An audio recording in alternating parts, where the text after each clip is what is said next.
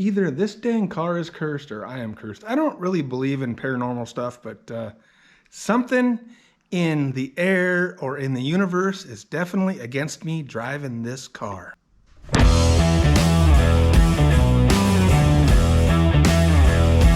are back in the Montana garage, and this time it is a current status situation video. We are at present time. I'm not in the future or the past. It is July 27th. And this is the car, and I apologize. I've been absent from YouTube land for a little over a month since I told you folks I was not going to make Rocky Mountain Race Week. In this video, we'll do a little update, walk around, show you what we've got done in that time. It's not a lot. And then we'll show you what we're working on tonight. All right, there we have it. The car is not done, but it's done-ish. I mean, I got lots of stuff to do, but I've been driving it a little bit. Like I said in the beginning, there's something against me getting this done and being able to drive it. I've had plenty of hiccups along the way, and they seem to be continuing as we speak. So the current dilemma is I've already replaced the oil pan gasket once, and it is leaking again. Not as bad, but bad enough that I can't just leave it and just get oil all over the whole bottom of the car that I just took time to paint and everything like that. So currently it has, you know, like a Mr. gasket or some cheap, probably the cheapest thing I could get on Summit back in 1985 or whenever I did it, chrome oil pan and chrome timing cover. And for some reason, they're just not playing nice together. And I think I had a little bit of a leak before, and that's why I tore them apart and put the new gaskets in. But strike two, still leaking. So I got some new pieces. I'm not going to take it apart and put it back together again, just have the whole thing happen again. So I got a new oil pan. Tonight I'm going to scuff that up, and I was going to paint it orange, but apparently here in Montana, nobody has Chevy orange paint. So I had to order that in. It'll be here tomorrow. And then I got a new timing cover. This came orange, and I didn't buy it because it's orange. I don't know what you guys are using, but since I'm having this problem, I'm doing some research, trying to figure out what to buy. Everybody says, oh, these chrome ones are cheap and they're going to leak. But as I search through Summit and Jegs and stuff, if you read the reviews, everybody says, oh, this thing's a piece of crap. I couldn't get it to seal no matter what timing cover it is. So I think these things just happen. I think what might be happening with mine, I haven't torn it apart yet. Obviously the timing cover has this little lip on it down here. That's where the gasket goes. That piece is welded to the front of the timing cover, and people say this piece is spot welded. You can see even on this one there's spot welds. I don't know if you can see them in here. And then they say you get a little gap in there and oil will come down through there. So I scraped all the paint out of there and threw some of that Permatex Right stuff in there to hopefully make sure that's not going to happen in this timing cover. Anyways, that's what we're working on, getting the oil pan ready to paint tonight. Paint will be here in the morning. I'll paint it, and then we have to obviously tear everything in here apart. Not everything, but gonna take the radiator out, and then of course the water pump off, and the fan, and the pulleys, and blah blah blah. You guys know what I gotta do, and then drop the oil pan off the bottom, put it all back together, and hope it doesn't leak this time. So we're gonna go through that in this video, but let's talk about where we're at. So where we're at is, other than the oil leak situation, I have pretty much a working car. It's not done. I got more stuff to do. Let's throw a quick list at you right here, what we got left to do. Fix the oil leak, obviously. My brain just went blank as usual. As soon as I push this little red button up here, my brain goes blank. Carpet, the carpets, I was sitting in the box over there last video. I made it still sitting in the box. So we got to put carpet in. I got the insulation in. We have to make the back seat fit the car because we did a mini tub. So we got to cut some of this stuff out of here. So I'll make a video of trying to make that fit. Both the bottom and the top over there need modified to fit with the mini tubs. We have to finish sanding the car because you can see nice shiny fender and a little duller as we go back. That's because this stuff was sanded a year ago and this is freshly sanded. So I'm going to sand everything again, and then, well, and I told you guys in the last video, for you guys that don't know, this is it. This is the finished, not finished, I got to sand it, but bare metal 55, that's what we're going with. She's staying just like this. I couldn't pick a color, so I'm not going to pick a color. I might paint it someday, but for the rest of this summer, and being, I'm in Montana, that's almost over. We're going to have, I mean, you know, we got a couple months yet, but hopefully I'm going to get some time using and driving the car, and I didn't want to spend time doing body work on it right now. I might do that over the winter, or it might stay bare metal for another year or 10. Time will tell. So we got to sand the car, and then I have some metal protectant that I'm going to put on here. You guys let me know if anybody out there has used this. I've seen it on YouTube a little bit. It's called Shark Hide Metal Protectant. So we'll have a video of applying that to the car, and supposedly that's going to protect it. It's going to not yellow. It's going to look just like this, and it's going to look tough, and it's going to look mean, and it's not going to rust away. I'm hoping it's not just going to create problems for painting the car later down the road, but I don't know. Just look at it. I like the way it looks right now. I'm crazy. I know people are probably going to be going against me there, but I like the little scars. Like we got some brazing work on the eyebrow there. We got a little more brazing work on this eyebrow. Brazed in these trim holes. You know, this is all back in the 80s or 90s when I did that with my uncle. And I dig it. I'm gonna leave it. So anyways, that's what we have left to do. I'm sure there's a little bit more trying to think what I didn't tell you. But for now, that's kind of the list. Trim, we might install some trim. We might not install some trim. I have door handles. I just ordered new locks because I can only find a couple of the keyed locks. So we got new locks and keys coming so everything can be the same and locked up. Yeah, so that's where we're at. What are the plans for the car? Well, I was supposed to go to Rocky Mountain Race Week. Strike one, that didn't happen. I mentioned in the last video, I think, that I was going to try to go to Tri-5 Nationals because why wouldn't you? Sounds super cool. I've never been there, but a lot of the Tri-5 mob guys are going. Largest Tri-5 gathering in the universe as far as I know. I don't know. That might not be true. You might want to check your own facts, but there's a lot of Tri-5s there. Only Tri-5s there. It's the Tri-5 Nationals, right? Anyways, that's not happening. I won't see you guys there. Sorry. Everybody's got their excuses, right? Work, life. It's only a few days away. And I knew early on I wasn't going to make it, so I haven't been scrambling to try to make it. I just haven't really told you guys, so no Tri-5 Nationals. So I got to pick something else to do with the car that I cannot make, right? I mean, I got to have a goal, and then as it gets close, I'll come back and tell you I'm not making it. So I have something in mind, but I'm, again, not sure if I'm going to make it. And I'm not gonna not make it because the car won't be ready. I mean, there's always that chance, but it's pretty much ready. I mean, I just gotta do these last few little things and then drive it a little bit, really put some miles on it before I can, you know, beat on it and whatnot. But obviously there's a few local shows I'm gonna try to go to. I haven't had the car out. I mean, I've driven it a handful of times just in my neighborhood. Before we go there, I never talked about the other curses that are keeping me from driving the car. This might be a little long-winded, but stick with me here. It just shows you how the stars are against me. I've had the car since I was in high school and then in the 80s. That's the 1980s for you younger guys that are, well, forget that. There's no younger guys that are watching this, sorry. So all you guys remember the 1980s. Everybody that watches this, it tends to seem like they're my age or even older. Some of us old guys are cool, right? I appreciate you guys watching. Tell your younger buddies to check it out too. That might help out. Anyways, I've had the car. I got the car from my dad. I don't plan on selling the car. I've never sold the car. I'm never gonna sell the car, all that stuff. You guys are car guys, you know, you get some sort of attachment. The car's going with me wherever I go, and then it'll be my kids or something. So, but late in the 90s, I made some poor choices.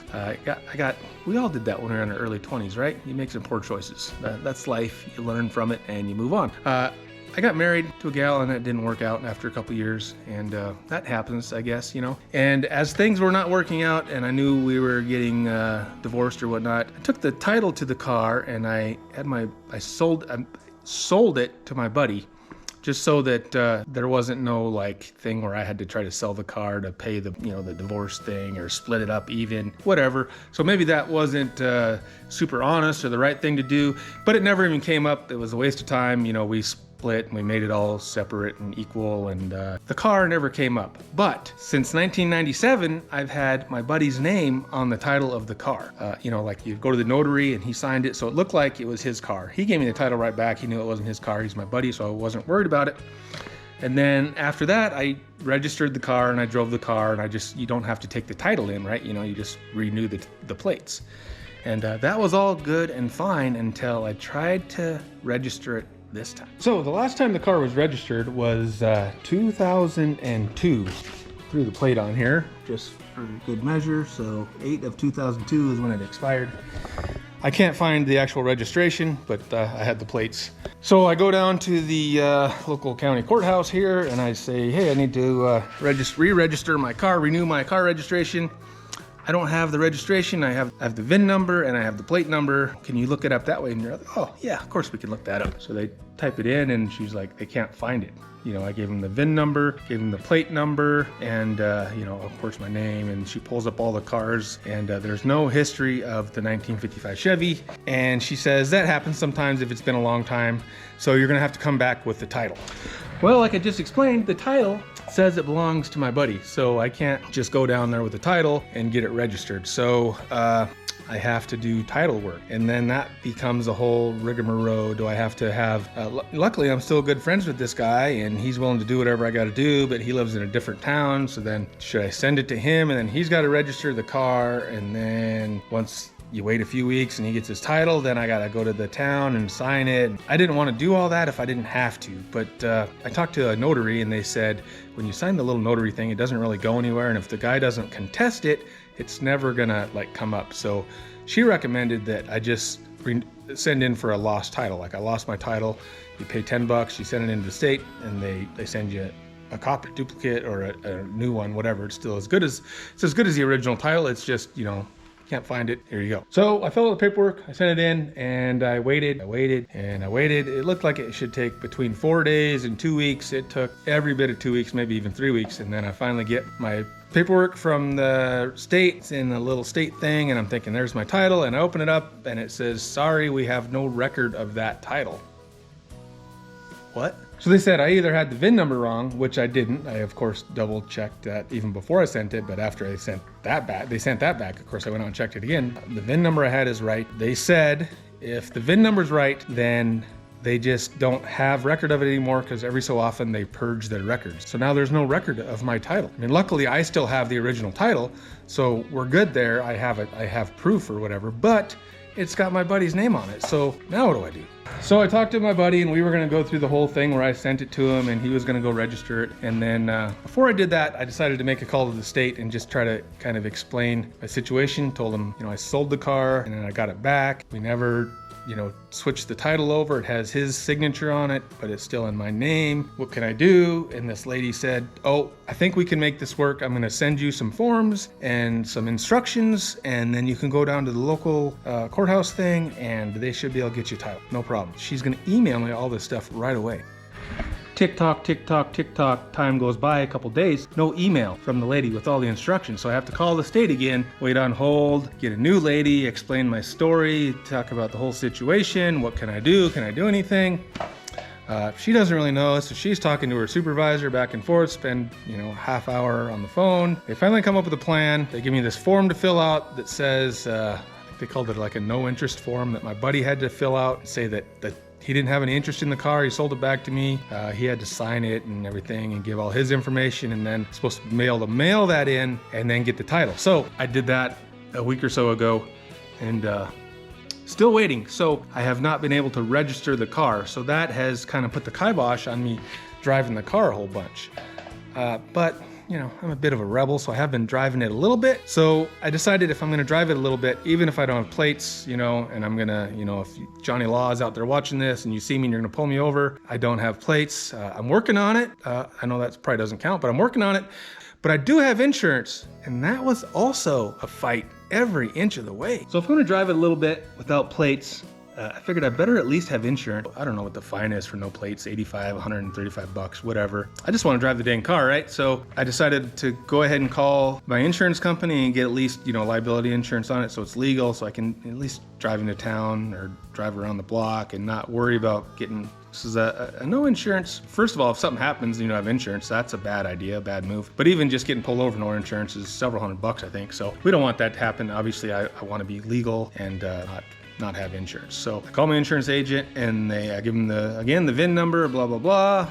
All right, we will start it today. Call you back, or I'll send you the proof of insurance and you're good to go. Well, 10 minutes later, I get a call back from a lady that says, well, they won't insure the car because you don't have a driver's license.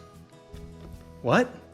Yeah, I have a driver's license. It's right here. Here's my driver's license number, whatever. She's like, well, when the insurance runs your number, it says your license is, I can't remember how they said it, not suspended or I don't know. Anyways, my license was not good and they wouldn't insure me. That opened up another whole rabbit hole that I had to spend several days going down, because at some point in my younger days, I used to have a CDL, but I got this stupid heart problem with the defibrillator, so I couldn't pass the medical exam, you know, for the medical card to have a commercial license. So I just let my commercial license go. I don't use it anyways, but I always just kept it because, you know, times get tough. A guy can always get a job driving a truck.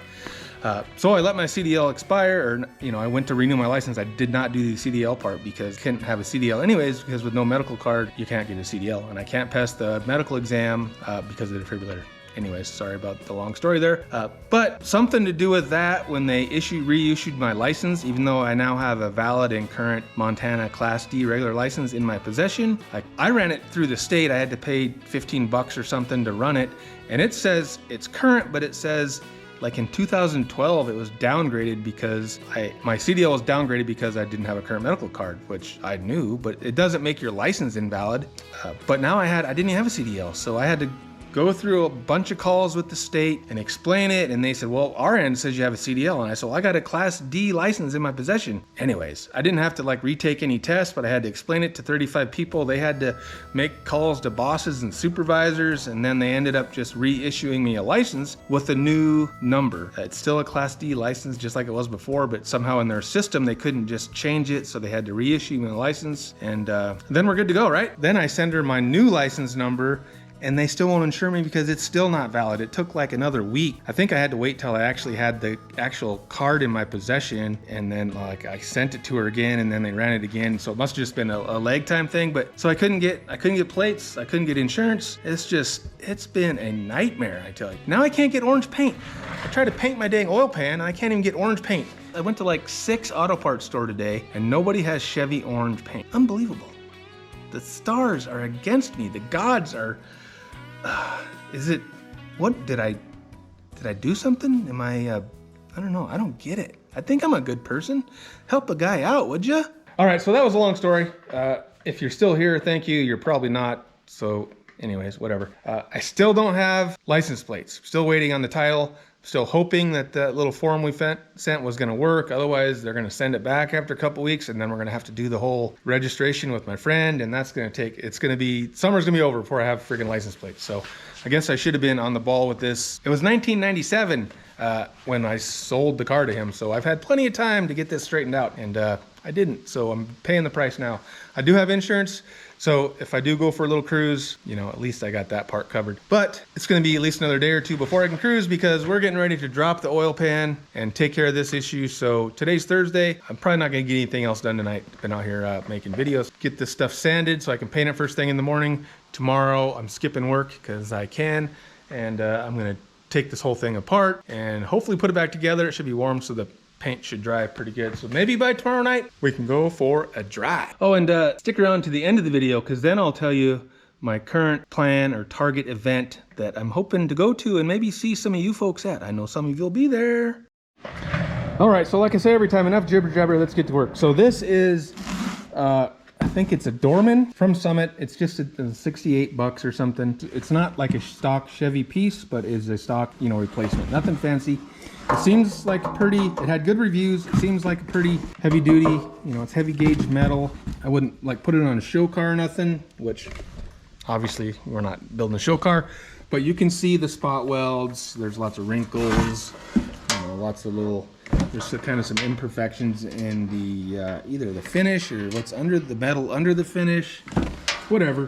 But it seems like everything fits together. So there's a thick and a thin gasket. I've put the gasket in here, set this in here, and it all plays nice together. So hopefully it's all gonna work. So we're gonna start by grabbing some sandpaper and roughing this up, because I do want to paint it orange. And like I said, I'm supposed to have a can of Chevy orange spray paint here in the morning.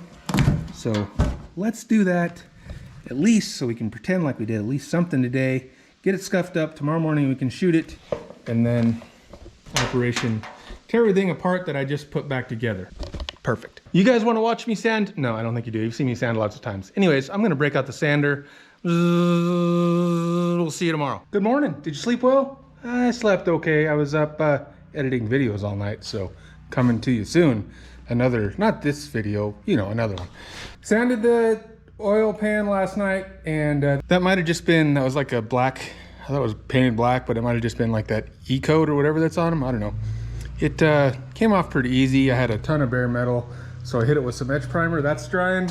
Hopefully that stuff is good enough for a little bit of high temperature. It says 200 degrees. We'll be close. We got to get the car up in the air and drain some fluids and start taking apart all this stuff that I just put together. Car is up in the air, etch primer is still drying, and we're getting ready to drain some fluids and disassemble. And I just realized that, well, I didn't realize that this is the second time I've had to do this. I already knew that, but I should have a video already, either already shown or possibly still coming, of changing the oil pan, because like I said, I've already done it once.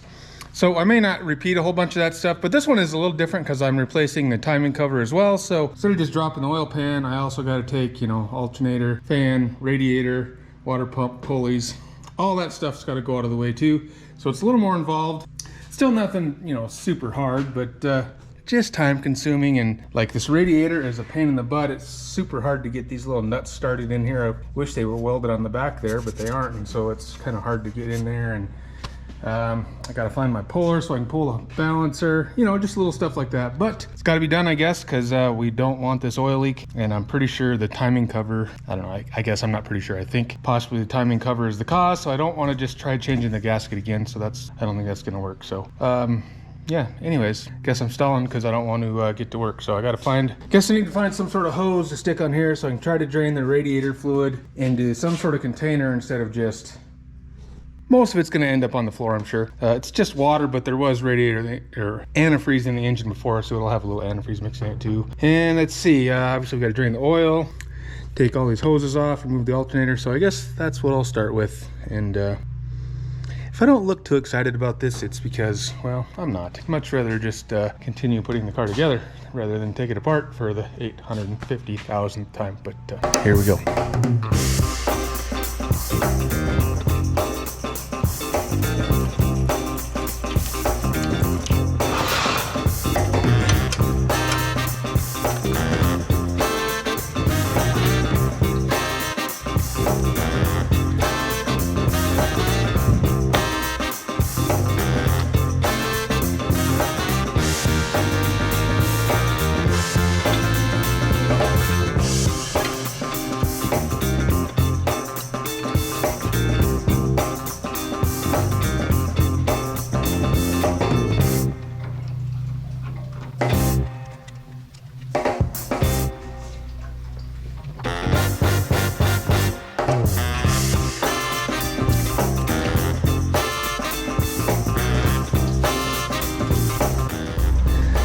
Well, I was doing pretty good till I took that lower radiator hose off.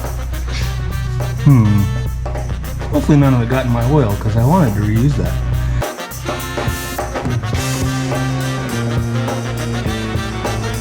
Water and oil are drained and we're ready to remove the radiator.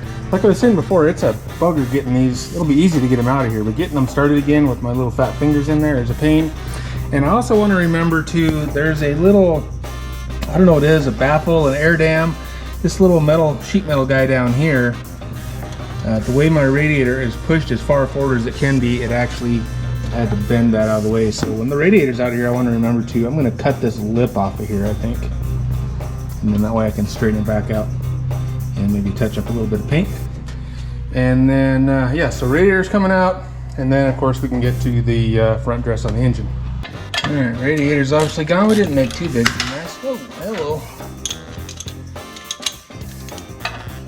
I just got done putting this fan on there recently also because the other fan was all of a sudden hitting the radiator once I got the fenders on and lined up. Pushed everything back so the radiator was in the fan. So I had to decide what to do about that. I got this new fan and it seems to clear, or it does clear. I just gotta hope it's a little smaller, so I gotta hope it cools good enough. Otherwise we gotta figure out a plan for that down the road too.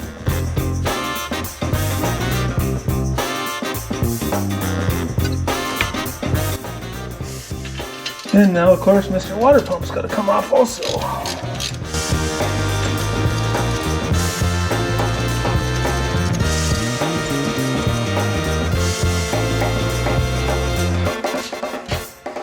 And the lower pulley.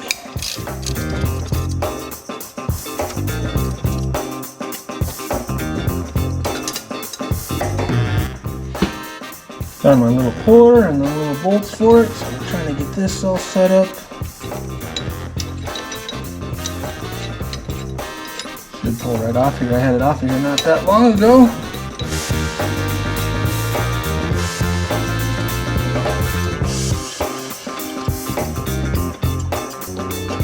He's coming.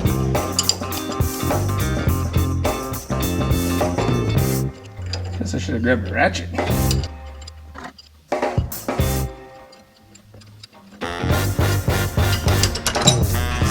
Bam! Shoot, I forgot about one of the things I'm trying to do here. I gotta paint the oil pan still. So I was letting that primer dry, but it was ready about half an hour ago. Gotta get this thing painted so I can scoot it out into the sun maybe, and hopefully it'll dry fast enough that I don't have to wait forever to put it back together. I'll have to wait a little while now. I've still got more stuff to take apart, obviously, but we're getting there. Time for some squirt squirt. First coat of orange is on the oil pan. While that's drying, I will crawl under the car. I got to move a little bit of the steering out of the way. And then I think we're ready to pull the pan, which I've already done before in another video, so I'm not going to show you that. And then we'll come up and pull the timing cover as well. So let's get that done, and then we'll come back and show you how she looks with those pieces missing. All right, oil pan and timing cover are both off, and I think I discovered the root of my problem. The first time I had this oil leak, I tried to get off easy, and I just dropped the oil pan down, and I put a bunch of Permatex right in here to try to, you know, seal her up a little bit, and that didn't work. Well, when I did that, obviously, it squeezed Permatex up into here. So that lip there, I'm almost certain that's where my leak was coming from. There's enough space between this piece that's spot welded on and the timing cover. I mean, that Permatex squeezed in from the bottom side. So, you know, I filled that gap maybe, but there was other gaps in there, and that is where it seemed like the oil was just coming out of this, you know, it would drip out of this front part of that seal as the engine was running. I'm pretty sure that was the problem. It was coming out not on the seal, but on the timing cover itself. So I don't know what this is. It's a cheap, I mean, I don't know, I say cheap, I'm sure it was cheap. I bought it when I was in high school, rebuilt my motor. I don't know if it was a Mr. Gasket or what it is. Probably made in China or Taiwan, doesn't say right now on it. But anyways, I don't know, I think that was the problem. It doesn't really feel that much different in quality than the one I am replacing it with as far as weight.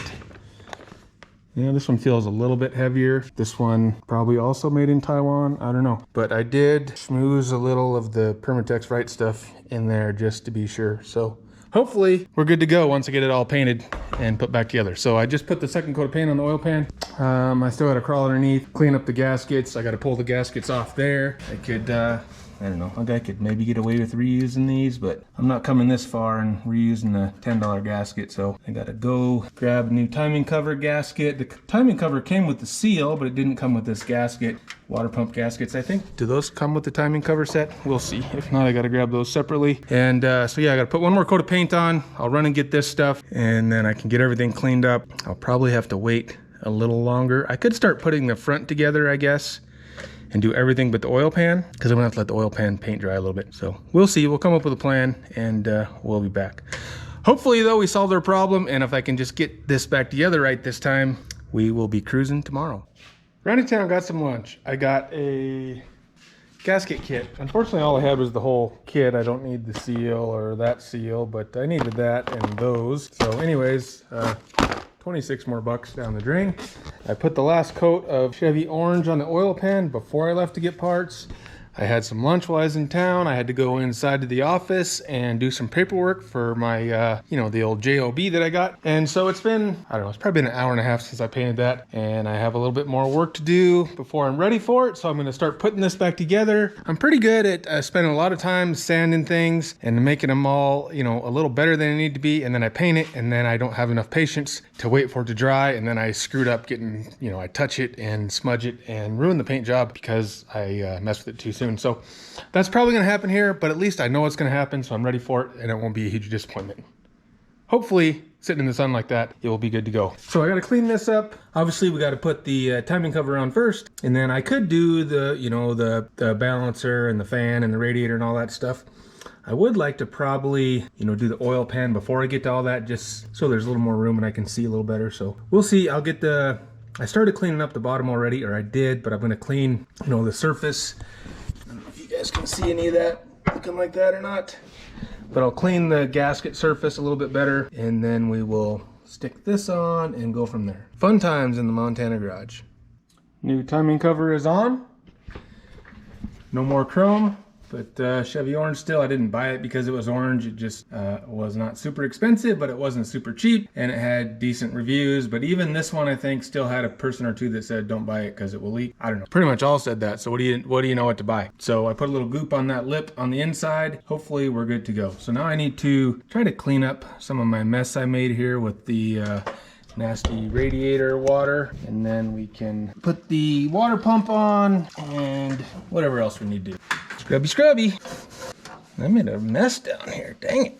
Good thing it's not a show car. Update time. I'm not even sure where I left off, but since I was last here, apparently a bomb went off and tools got scattered everywhere. Oil pan is on. It was, I don't know, it's not like super impossible. I got more room under here than probably most cars do, but it's still no fun doing that under the car, trying to get the gasket all lined up and the pan and the bolts started. And anyways, I got it. Fingers crossed. You know, it's not gonna leak this time. I got the radiator out of the way so I can see, you know, that the seal is in there, or the gasket is in the right place, you know, and should be good. Got her snugged up pretty good. I didn't like torque it. There's probably torque specs you're supposed to go to. I just try to go to tight, but not too tight. Now I'm gonna cut this little lip off here because it was interfering with the radiator, and then we will start putting the radiator back in. And let's see, I got some steering under here taken apart and fan belt. So not too much more and we'll be back together. And well, bam. It's been a fair amount of time later, but I think everything is back together. Dump the oil in, put some water in the radiator, fan belt's tight. I think I got all the tools picked up. Hose clamps are tight, top and bottom. Yeah, heater hose thing that's just in a loop right now because my heater core is leaking, so don't have that in there. That's tight. I also added a rubber like gasket or a spacer where my fuel pump is mounted to the frame. See if it'll quiet that noisy thing down a little bit. But I think I'm almost scared, nervous to start it because I just don't want it to leak oil again. And the way my luck goes, it probably does. But hopefully not. We think we did it right. So I guess we'll start her up and find out, huh? Sure, it'll have to run for a while before we see anything, but we'll start her up and make sure there's no obvious things puking out right away. Look at that. Dome lights and floor lights come on when you open the door. Fancy around here. Here's the world's loudest fuel pump. Yeah, that rubber thing actually quieted it down a little bit.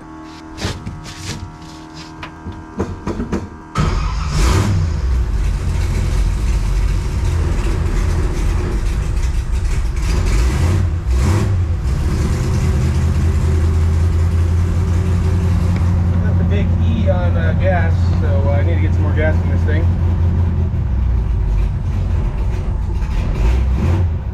Up for a second till she'll idle. And then we'll go find her oil leak.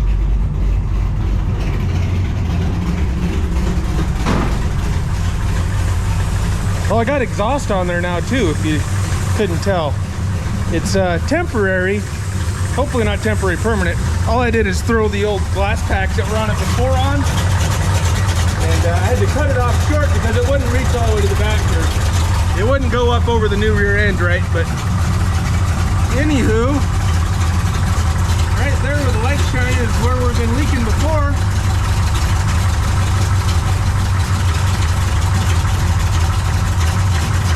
So far, so good.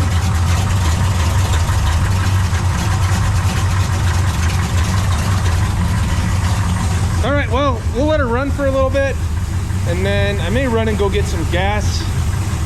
And then if it doesn't, it looks like it might rain.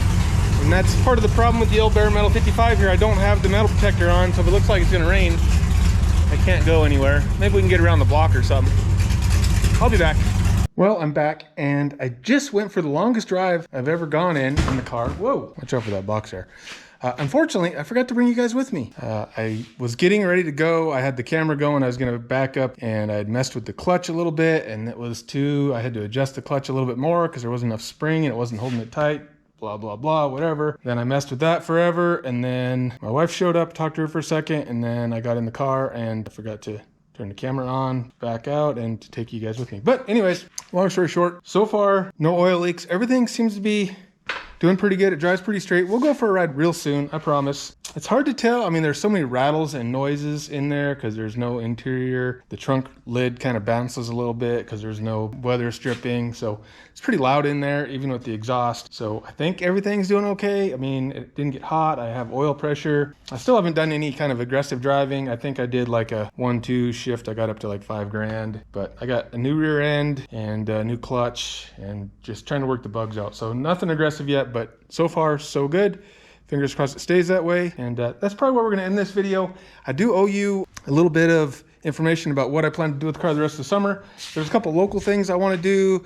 We have a Thursday night thing that I haven't been able to get to because, you know, oil leaks and all that stuff.